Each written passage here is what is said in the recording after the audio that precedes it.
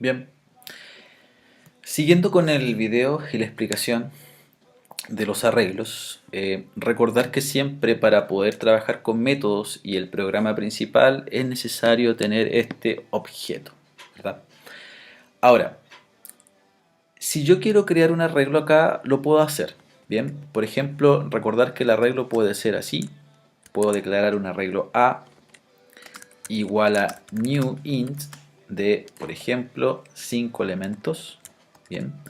Y después el arreglo, ¿cierto? Nosotros podíamos asignarle los valores de forma directa, leerlos por teclado, o en este caso también podemos asignarle los elementos de forma aleatoria. Bien. Por eso es importante que después vamos a explicar en la clase random. Bien.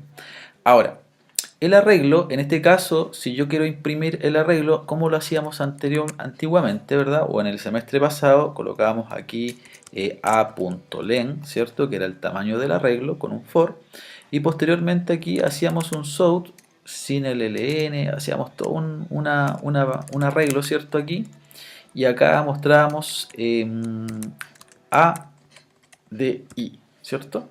Y de esa manera nosotros íbamos casilla por casilla mostrando los elementos del arreglo, y de hecho dejábamos un espacio ahí, cosa que cuando nosotros ejecutáramos nuestro proyecto, ¿verdad? Podríamos ver todos los elementos del arreglo, que en este caso están representados con solo ceros. Bien, ¿y qué sucedía después? Que si nosotros, que era la segunda forma en cómo nosotros podíamos crear un arreglo, que era por ejemplo un arreglo B igual a new.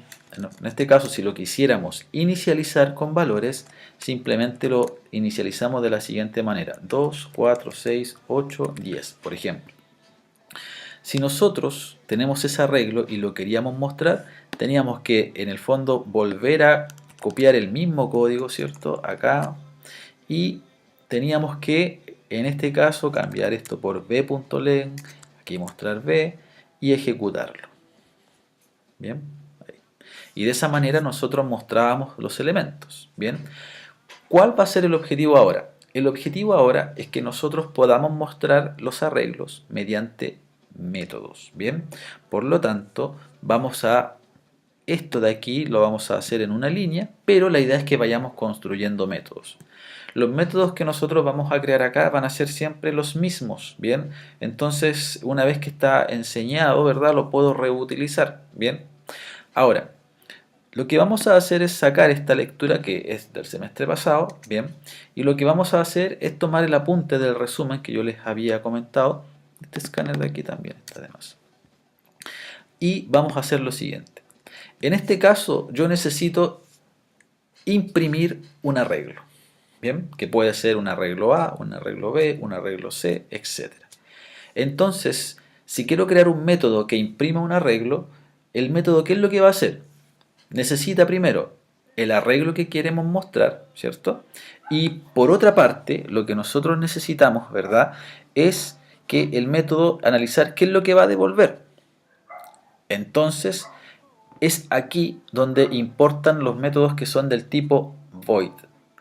Durante los videos de la primera parte, ¿cierto? Siempre explicamos que los métodos debían entregar un resultado, ¿cierto?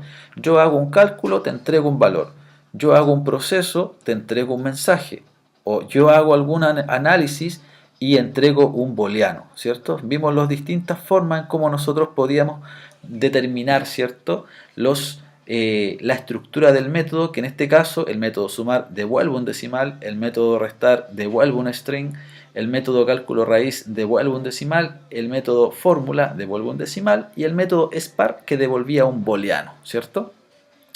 En este caso, cuando yo quiera imprimir algo, quiera procesar algo, tomo el valor, tomo una estructura y la quiero mostrar, en este caso a lo mejor no es necesario entregar un valor, simplemente el método es vacío. Si a mí me llaman, yo proceso la información y termino. ¿Bien? Por lo tanto, cuando nosotros queramos trabajar con un método que va a imprimir una boleta, una factura, que va a imprimir un detalle de algo, a lo mejor lo más probable es que el método sea sinónimo de definirlo void, es decir, vacío. Si es vacío, no es necesario pensar en qué es lo que voy a retornar. O sea, un método void no lleva una estructura de retorno. Bien, le vamos a poner, por ejemplo, imprimir. Bien, imprimir arreglo. Y como entrada, ¿qué deberíamos recibir? Un arreglo. Bien, entonces un arreglo entero. Así. Bien. Ahí. Bien. Entonces ahí estamos recibiendo un arreglo. Recuerden que los corchetes pueden ir ahí o pueden ir al final. Bien, de esa forma. Entonces, ¿cuál es la idea? La idea es que nosotros acá podamos imprimir el arreglo. Bien, y ese arreglo lo vamos a imprimir de la siguiente manera. Vamos a usar el arrays.toString. Bien.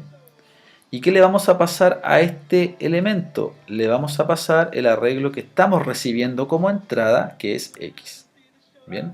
Y fíjense que ahí ya tenemos la estructura. Ojo acá, si por ABC motivos les da un error en esta línea de aquí, en arrays, recuerden que acá a mí se me actualizó inmediatamente, pero arriba de la clase utilidad se debe importar la java.util.arrays. Bien, de esa manera tenemos que importar esa clase para poder utilizarla y poder hacer el proceso. Bien, entonces recuerden que antes nosotros, ¿qué fue lo que hicimos? Imprimimos A y además imprimimos B.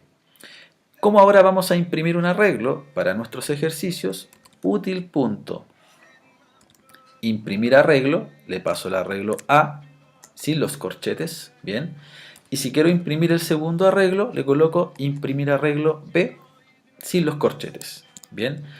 Automáticamente el método identifica que es un arreglo, bien, y obviamente hace el proceso de impresión que, si se fijan, es mucho más óptimo. Antes teníamos un código mucho más grande para imprimir estos dos arreglos, ahora si lo ejecutamos, de hecho hasta el formato, si se fijan, crea un formato propio. Bien, ahí estamos imprimiendo los dos arreglos. Bien, entonces, si yo quiero imprimir un arreglo, lo debo hacer ahora con un método. Bien, de esa manera. Muy simple. Bien, dejamos acá este video. Bien, y en el siguiente video vamos a explicar cómo poder generar un arreglo de forma aleatoria. Bien, en este caso, el arreglo de forma aleatoria necesita un random. Bien, por lo tanto, vamos a crear un método que reciba un arreglo y automáticamente el arreglo lo deje con números aleatorios. Bien, dejamos acá este video. Bien, y en el siguiente video vamos a explicar, apoyándonos del documento, la clase random. Bien.